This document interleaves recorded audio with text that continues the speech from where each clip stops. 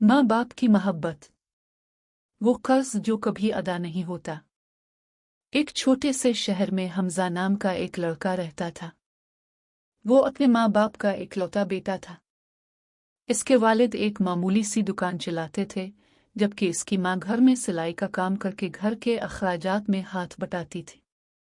हमजा बचपन से ही पढ़ाई में बहुत अच्छा था। इसका ख्वाब था कि वो बड़ा होकर एक कामयाब इंसान बने और अपने वालिदैन को एक खूबसूरत घर में रखे। एक दिन उसे शहर की एक बड़ी यूनिवर्सिटी में दाखिला मिल गया। हमजा बहुत खुश था, लेकिन इसके वालिद खामोश बैठे थे। हमजा ने पूछा, अबू, आप खुश नहीं हैं?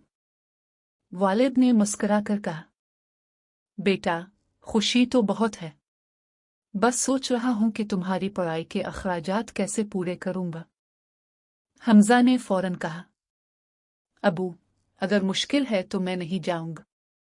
वालिद ने इसके कंधे पर हाथ रखा और कहा, नहीं बेटा, बाप अपने बच्चे के ख्वाबों के रास्ते में कभी दीवार नहीं बनता। तुम सिर्फ मेहनत करना, बाकी मैं देख लूंगा। अगले दिन से वालिद ने पहले से ज्यादा काम करना शुरू कर दिया। सुबह दुकान, रात देर तक काम, और माँ भी रात गए तक कपड़े सीती रहती। हमजा को कुछ अंदाजा नहीं था कि इसकी फीस के हर रुपए के पीछे उसके वालिद की थकन और उसकी माँ की जागी हुई रातें शामिल थी। कई साल गुजर गए। हमजा ने यूनिवर्सिटी से तालीम मुकम्मल की और इसे एक अच्छी नौकरी मिल गई। पहली तनख्वाह मिलते ही वो घर आया। इसने माँ के हाथ में पैसे रखते हुए कहा, अम्मी, अब आपको सिलाई करने की जरूरत नहीं।